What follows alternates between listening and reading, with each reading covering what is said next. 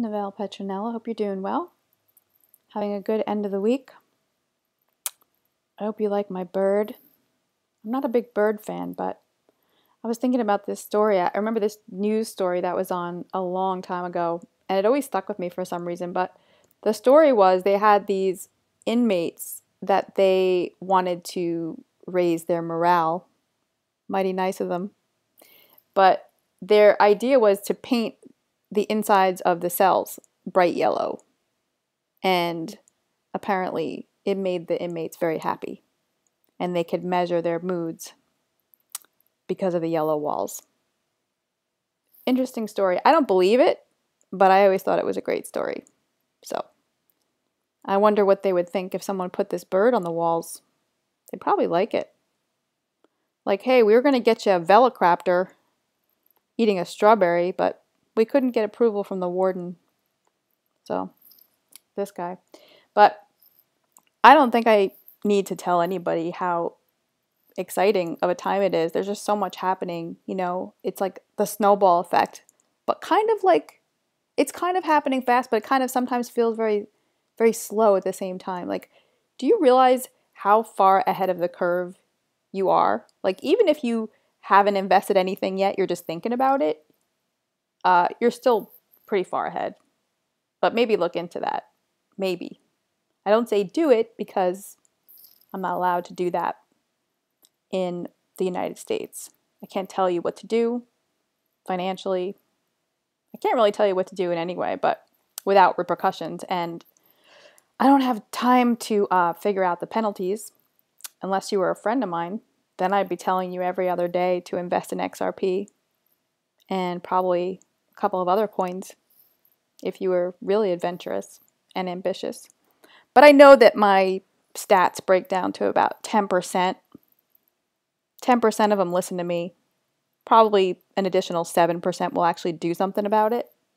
And the rest of them just roll their eyes. So, not bad odds. Not bad. I was listening to this crypto guy. His name is Dick Alligere. I can never say his name. The other day. And I really like him because he talks about crypto. He's very informative. But he sits like in front of this really big window in Hawaii wearing this Hawaiian shirt. And just talks about all kinds of great stuff. But then he also talks about remote viewing. And I absolutely love that little juxtaposition because remote viewing, if you don't know what it is, it's where you focus on a target or like a location that is not next to you. Like you can't see, it's miles away or wherever. And you get information on it. So sometimes you would draw your impressions of the target, whatever that is, on paper. So you might draw like its dimensions or whatever. And the military have been using it for a long time. It's very accurate. Actually, when I was in college, I liked this guy one time, and when I went home that summer, I didn't know the guy, I never talked to him, but when I went home, I kept getting these impressions of him, and like words and images kept coming to me. So it was so strong that I finally was like, let me write these down. So I wrote them down, and then when I finally met him the following year, I told him, hey, it's going to sound a little weird, but I got like a little roster of information that I got about you. So he's like, well, why don't you tell me about it? So I read them off, and like 90% of them were accurate. Science, right? I mean, I wrote things like he likes bananas. And he had like a banana poem on his shoe. You know, this is college, so what do you expect? Someone named Beth, which was like his best friend that had died. I was like, oh, sorry. But anyway, it's an interesting concept. But this guy, Dick Alligere, was talking about mergers and acquisitions and how companies and corporations are all going to be on the blockchain and that they're already, being notified. Like it's already happening, by these specialized people, I guess, that are in the space that they actually go to visit the corporations to tell them that they need to put themselves on the blockchain because the new financial system is moving over to digital, and so they need to align themselves with the new system. So what he was talking about was how companies are going to be communicating with each other on the blockchain.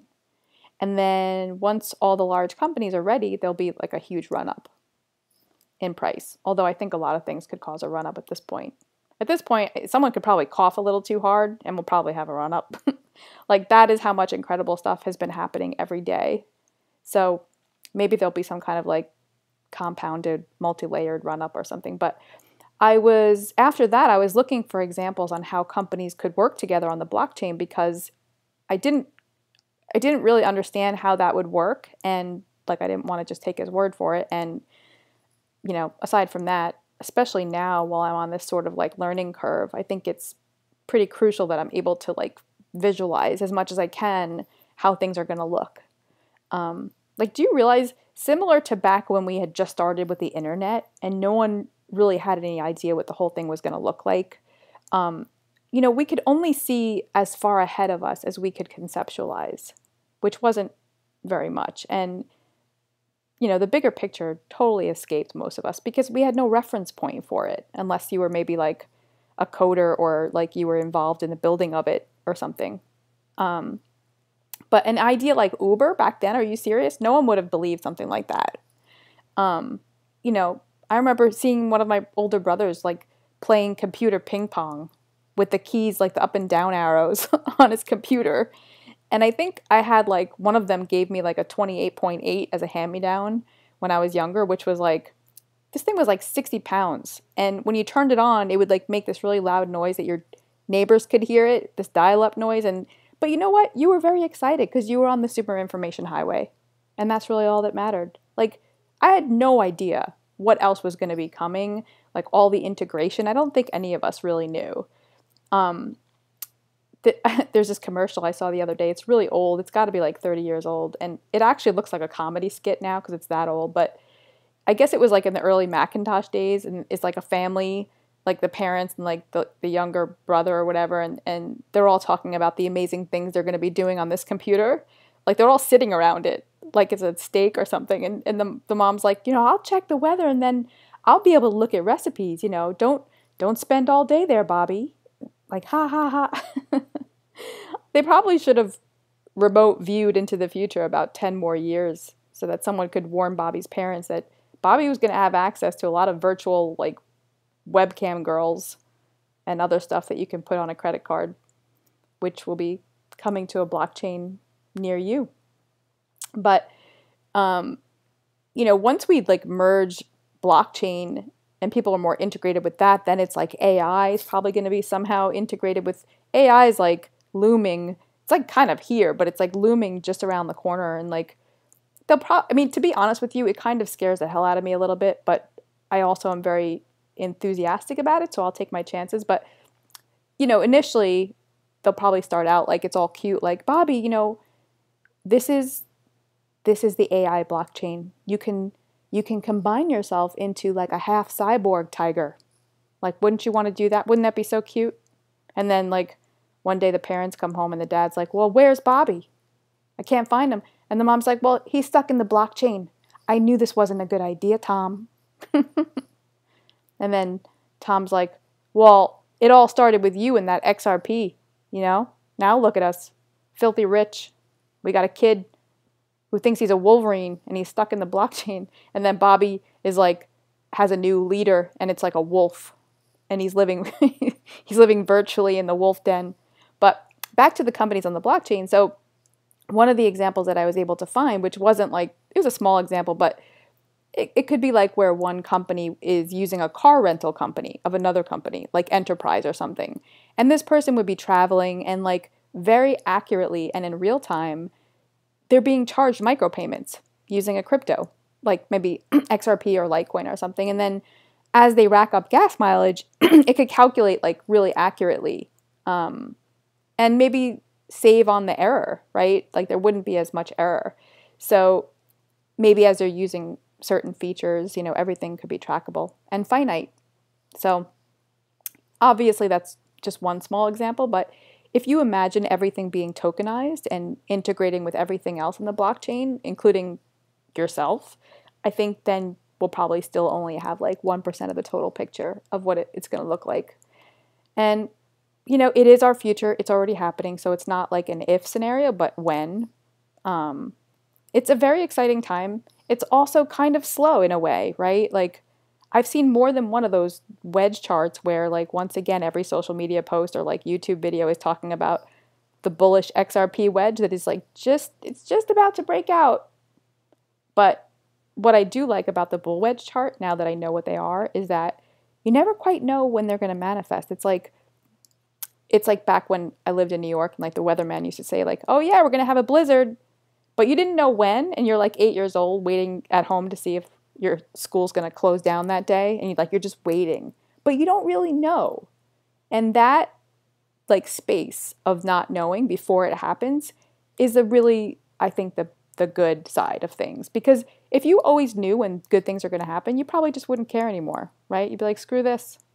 But there are these old episodes of The Twilight Zone that are on TV, and like there's one that I saw where this guy, he dies, and I think he might be like I don't know, he breaks into houses, something happens, and then he dies. And when then he comes to, he realizes that he's actually dead. He's talking to the gatekeeper or like whoever's in charge, and they tell him, now that you're here, you can have whatever you want. And so he starts ordering like everything, like food and all kinds of like, he orders tons of girls. I don't know what he's going to do with them, but he's like stacking up women and just whatever he can think of. And they just keep giving him whatever he wants, like immediately, just instant gratification. And then at one point he just gets irritated with all the girls and like everyone saying yes to him, and he's like agitated, and he finally says something like, heaven sucks.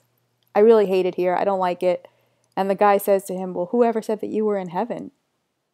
Right? Little plot twist. But when I was growing up, I used to ask my mom all the time for stuff that I thought that I wanted because I didn't have it. Like Barbie dolls I always wanted. Not because I liked them, I thought they were weird, but because of like the potential that they had. They were like currency at my school. And I think looking at it now, she probably did me a favor by not giving me one. She was, you know what she said? She said, when you can have a Barbie doll? And I said, when? Like expecting the date. And she said, you can have a Barbie doll when they come out with one that is fat and has pimples.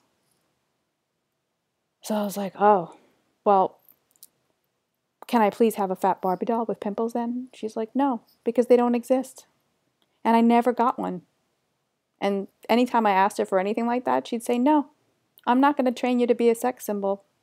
I didn't even know what a sex symbol was, but I thought it was very fascinating. So now whenever I see a sex symbol, which there's a lot of them on social media, by the way, I'm sure you don't need to be told, but I always think their mom probably gave them a Barbie doll.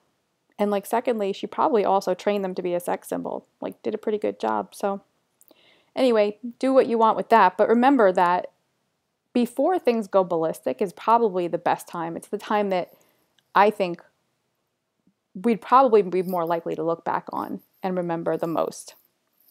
Or not.